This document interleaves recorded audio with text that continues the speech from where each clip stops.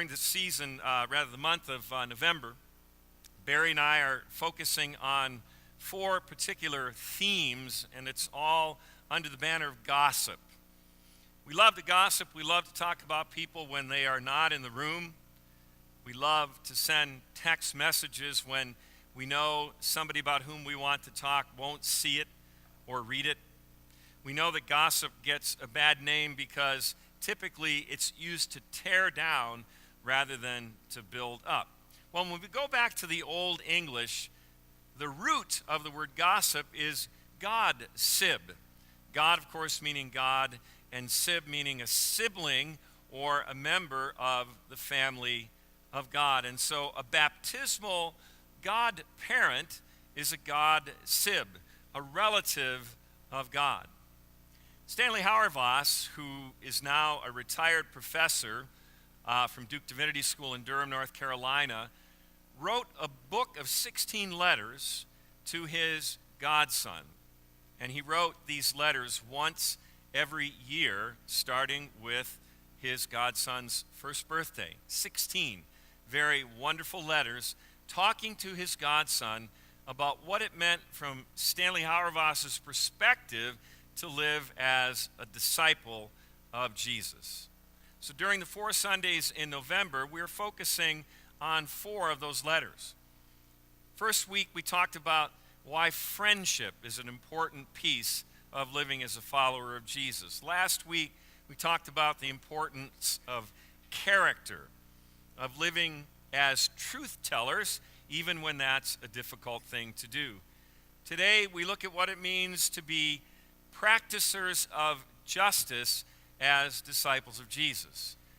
Lutherans, and this is a Lutheran congregation, though we have lots of people from lots of traditions which we celebrate, but often we are very shy about talking about justice, let alone practicing it. And then next week, we look at what it means to show kindness as a follower of Jesus. Friendship, character, justice, and kindness. So when you hear the word justice, what does it mean to you? What comes to mind? You guys are good. I didn't know if anybody would notice. So, when you see the word justice, once you chuckle because you see that image, what comes to mind? Talk to somebody next to you, or if you're by yourself, talk to yourself because you'll like the answers you give yourself better anyway. So take 20 or 30 seconds. What does justice mean to you?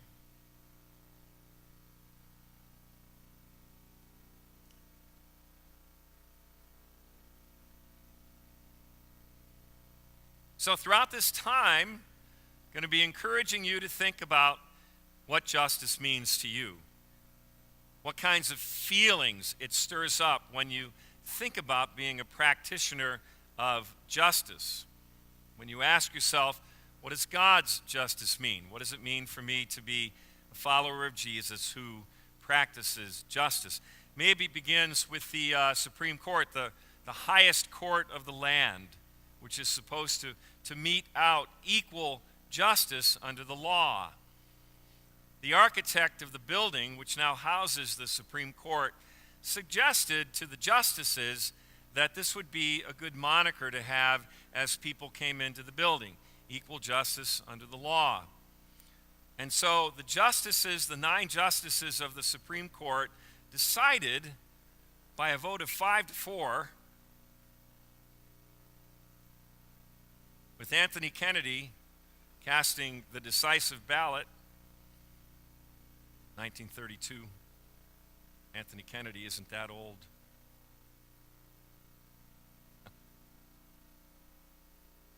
Are you here, Barry? Come on, man. Give me some love. Give me some love. Equal justice under the law. Swing and a miss. Some of you have heard of the Justice League. How many of you know about the Justice League? Hallelujah. So at 8:15, it was interesting because when I showed the Justice League slide, nobody.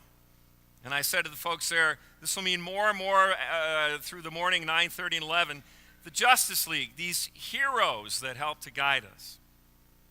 we have this thing called the Pledge of Allegiance. And at the end of the Pledge of Allegiance, we say, with liberty and justice for all. Liberty and justice for all. When the Pledge of Allegiance was written, liberty and justice for all didn't really mean all. The all included people that were deemed to be in that circle of all, but it really didn't mean liberty and justice for all. We talk about the scales of justice, and we hope that they will be equally measured, but we know that they aren't. We know that justice is imperfect. We know that justice is something that is hard to pursue because it's not easy all of the time to see a clear path to justice. People say justice is blind. My son and other students, maybe you, talked to me about taking exams in law school, and the professor would promise to grade them blindly, which meant that the professor would not know about the student's gender or the student's ethnicity or where a student graduated from or the socioeconomic standing of a student. The exams would be graded blindly, and so we say justice is blind except when it's not. We know that justice, Lady Justice, sometimes raises the blindfold and looks to see who is being judged, who takes a peek, and who sees a person's ethnicity or gender or class. And so justice isn't always blind. Sometimes justice takes a peek. Some people say the justice system has turned a blind eye, and it's very disappointing and frustrating. And so justice, which is intended to see people as who we are without prejudice, is not always a practitioner of that ideal. Stanley Hauerwas said to his godson in this letter about justice, justice is a willingness to see the world as it is. Justice is a willingness to see the world as it is. I don't know about you, but there are plenty of times that I would rather not see the world as it is. That I would like to live in the city of denial. That I would like to go to bed and turn off the lights and pull the covers over my head because it's too much to see. But justice is a willingness to see that, to see the world as it is, to see that the world is broken, to see that people are broken, to see that relationships are broken and in need of healing. So to see the world as it is takes courage. To see the world it is as a follower of Jesus means being able to look and see all that the world is. John Dominic Crossan is a New Testament scholar. He helps us as we try to understand what it means to be practitioners of justice in the name of Jesus, because that's a different kind of justice. He talks about two kinds of justice. The first is what he calls retributive justice. The word retribution is embedded in that word. This kind of justice is punishment inflicted on someone as vengeance. When we feel wronged, when we feel betrayed, when we feel like people we love have broken our trust, when we feel like a neighbor or a co-worker, somebody with whom we've had a relationship for years, has somehow hurt us and that we are broken and feeling betrayed, vengeance is something that we often seek if we're honest about the stuff that lives inside of us. Bible says, Exodus 21, then you shall give life for life, eye for eye, tooth for tooth, hand for hand, foot for foot, burn for burn, wound for wound, stripe for stripe. It says it right there in the Hebrew Bible. That kind of justice, eye for an eye, tooth for a tooth. Some people talk about karma. Karma has no menu. You get served what you deserve. You're going to get your just desserts. What goes around is going to come around. What you give is what you get. Karma is no respecter of persons. It all depends upon your behavior, And if you have wronged me, you will get yours, or I will get it for you. How about this one? For the rest of my life, every day and night, if it's the last thing I'll ever do, I'll get even with you. Some of you might recognize the lyrics of that song, but we spend so much energy being angry, so much energy feeling righteous anger, wanting to get even. Frederick Buechner, who is a wonderful writer and a Presbyterian pastor, talks about anger. And imagine Thanksgiving Day is coming up. Buechner says, imagine that you are seated at a meal, and it is an incredible feast, and you are so angry, and there is this cauldron that when you sit down to eat, the main course ends up being you. You are being eaten alive by your anger. So much energy in order to just have the right time to exact vengeance, justice on somebody who has hurt us. Revenge is another word that is synonymous with justice. I'll get back at you. You hurt me. I'll get revenge. I'll get justice or payback. You know what people say? Payback is payback is a part of what we sometimes think of in justice. There's a different way to think of justice in our lives and in our relationships. Crossan calls it restorative justice, which means trying to restore broken relationships, trying to have a kind of justice that is about healing, but it's messy. Restorative justice is messy. It's like a room that you just want to put back together because you want to have things nice and tidy. You want things to be put into a box. You want things to be black and white. But restorative justice is messy because broken relationships are hard to fix.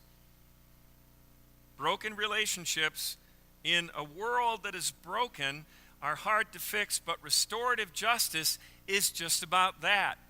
It's about trying to bring together relationships and people and a country and a world and its leaders in a way that can restore rather than further break relationships.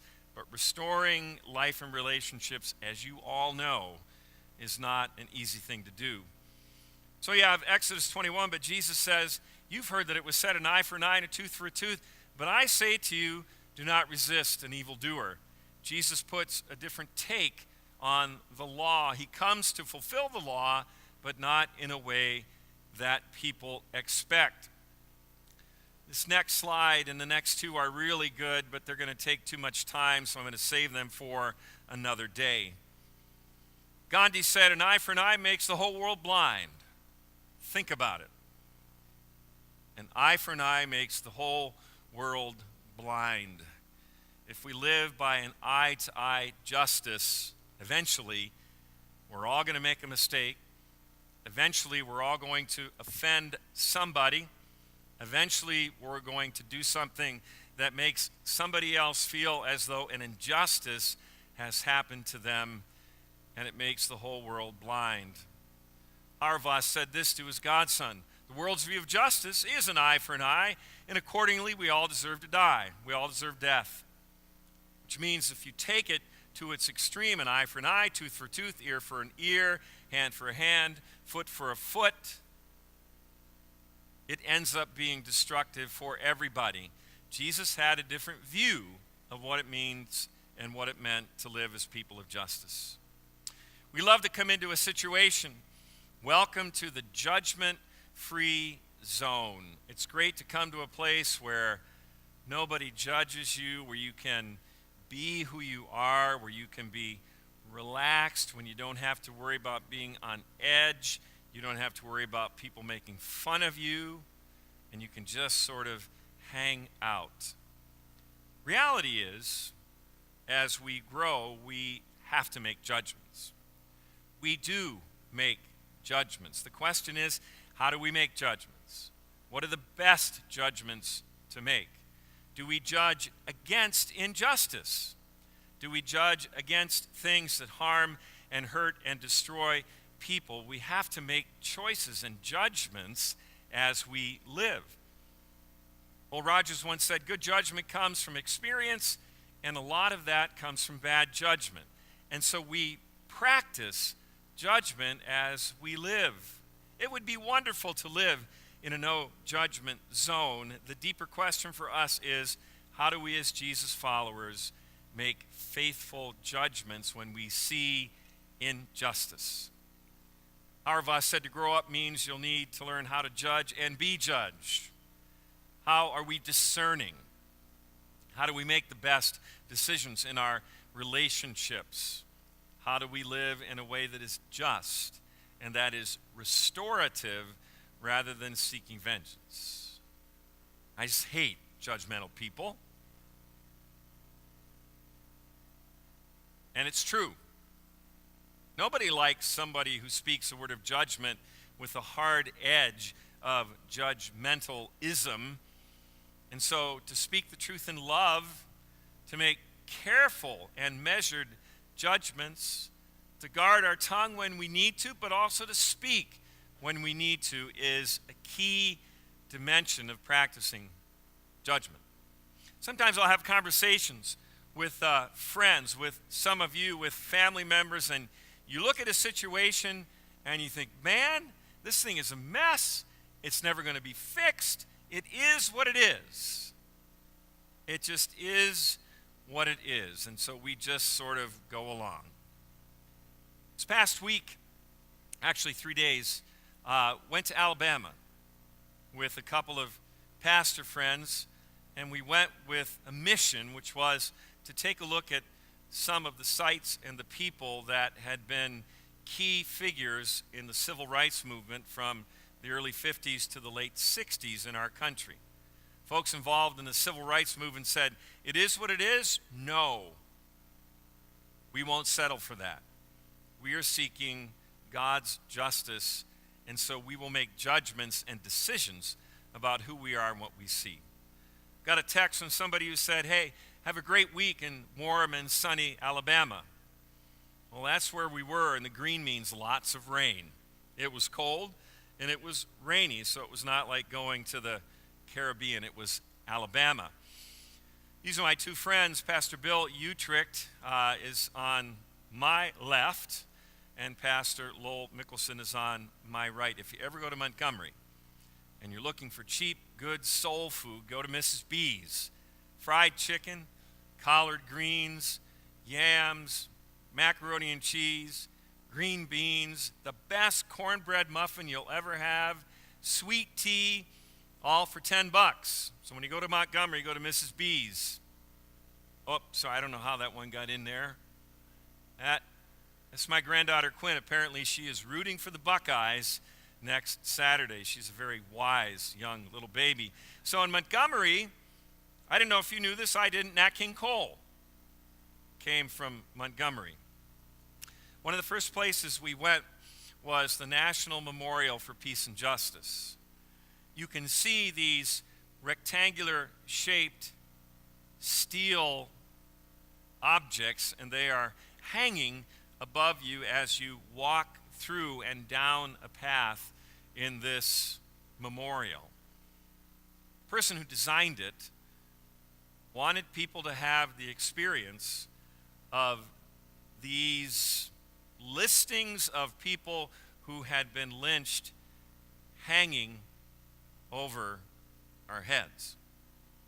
So as we walked down a ramp and saw the states and the counties and the names and went further and further, there were more and more of these memorials hanging over our heads. It is what it is? Don't think so. The peculiar institution of slavery in the United States of America, taking people mostly from West Africa, putting them on ships for what was called the Middle Passage. By the way, we learned when we were there that more than 2 million people died on their way in various passages from West Africa to the States, many of them committing suicide rather than coming here. It is what it is.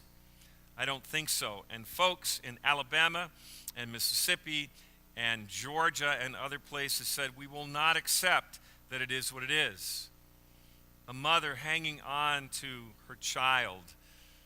How could we not be deeply moved by the peculiar institution that enslaved other human beings? And at that point, liberty and justice for all didn't mean all. You can see this, and it's a full sculpture of about 15 African American men who are raising their hands. Regardless of your politics, you know what that image is. So, throughout our trip in Montgomery, we stopped at a number of places. This is Dexter Avenue Baptist Church. Martin Luther King Jr. had just gotten his doctoral degree from Boston University. He was looking for a congregation to serve. 25 years old, and he landed in this very small church. It's smaller than our facility, and yet from this small Baptist church was launched a movement that did not settle for "it is what it is" thinking, a movement that transformed the whole world. This is where Dr. King and his family lived when they were in Montgomery. When you look at the parsonage, pretty small to begin with, and you go up on the porch, there is an indentation from a bomb that went off on their front porch as a reminder of the violence that they faced. Rosa Parks, who remember in 1955, sat down on a bus and refused to get up because she was tired. Sparked a 381-day bus boycott. It is what it is? No. African Americans in Montgomery joined together, shut down the bus system in the name of God's justice. On the left is Pastor Bob Gretz. Bob Gretz was a Lutheran intern, Barry, who landed in Montgomery, who met Dr. King, and who decided as a seminary student, hadn't even been approved for ordination, that he would join with King and others as a white Lutheran pastoral intern in his 20s to walk for justice. This is the church that Pastor Gretz interned in. Trinity Lutheran Church, it's tiny. The point is that small people in small places touched off a movement for justice that absolutely changed the world. It is what it is, not going to settle for that. This is Pastor Fred Shuttlesworth. He was in Birmingham, Alabama for a while, moved to Cincinnati in 1971. If you've been in Cincinnati and you knew Pastor Shuttlesworth, he was an adjutant for civil rights until he died in about 2012 or so. This is a monument in Birmingham to 4 young girls who were killed in a bombing at the 16th Avenue Baptist Church by the KKK. It is what it is. Not going to settle for that. Not going to settle for that kind of injustice. All of this rooted in faith and in courage and in commitment to Jesus Christ as Lord and the one who came to make an unjust system right. You can see this image of a police officer and a dog attacking another human being. It is what it is. Not good enough. Not enough. You see these dogs emerging from this darkness, a sign of the violence that was visited upon people who dared to work for justice. Bill and Lowell and I made our way to Selma. Some of you know the history. There was a voting rights march that was to take place, to begin in Selma and make its way to Montgomery. First time, John Lewis and some others came up over the crest of the bridge, and they were met with state troopers with gas masks and clubs on horses.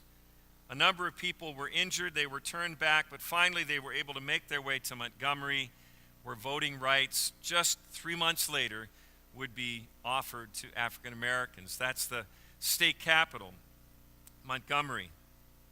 King stood on those steps and spoke words of justice, called himself a drum major for justice in the name of Jesus. It is what it is. That was not good enough. Maya Angelou said this: history, despite its wrenching pain, cannot be unlived, but if faced with courage, need not be lived again. To see the world as it is, to see that it's broken, but to see that there's hope. It need not be lived again.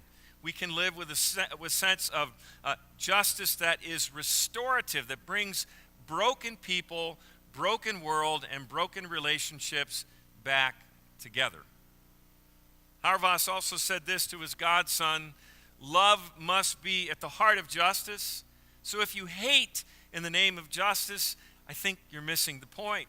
To make possible our ability to accept that we've been forgiven and can forgive. When we know we've been forgiven, when we know that we have messed up, when we know that we have missed the mark, when we know that we have not always done right by the people who love us and care about us, when we know we've been forgiven, it's much easier to forgive, to acknowledge that all of us need that you need that I need that as much as the people sitting next to me. We have been forgiven, and so we can forgive. Harvas moves then to this idea of forgiveness being connected to justice, that Jesus is God's justice, that justice has to do with making the world just. It has to do with making the world a forgiving place. It has to do with making the world a place where people are willing to sacrifice their lives and even their safety for others. And we learn that in our very quick jaunt to Alabama. Jesus works for God's justice and ultimately gives it to us on the cross. Stanley Harvas says we must remember that that is how God has treated us, making it possible for us to live at peace with our deepest enemy, ourselves. So often it begins with the inside, which is exactly what Jesus was saying to the scribes and the Pharisees. What he meant when he called them hypocrites was that they like to put on the mask. We're not the problem. We're the good people. We're the faithful people. But he said, no, look inside. Look at the places where your heart dwells. Look at the places that need to be cleansed and restored and forgiven. So often we are our own worst enemies. And yet Jesus comes to heal us and to say that God is not our enemy, that God is for us. A lot of folks are interested in the final judgment. What's it going to be like? Are people who are just going to head on to heaven and people who are unjust head on to hell? Or what in the world is going to happen? Are the people who happen to be believing in Jesus enough at the moment they die going to heaven, and somebody who is doubting go to hell? What is it going to be like? What's the final judgment? Well, the good news, according to the Gospels, according to the story of Jesus, is that the final judgment has already been made. That God has already made the final judgment.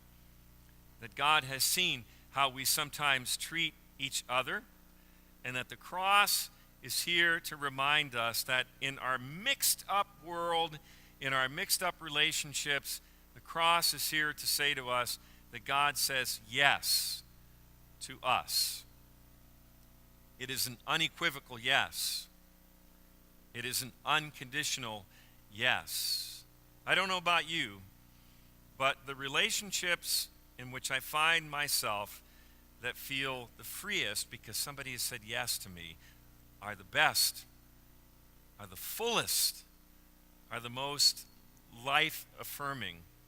Somebody says yes to you without condition. We're not able to do that as human beings, but God has made the final judgment, and God's answer is yes.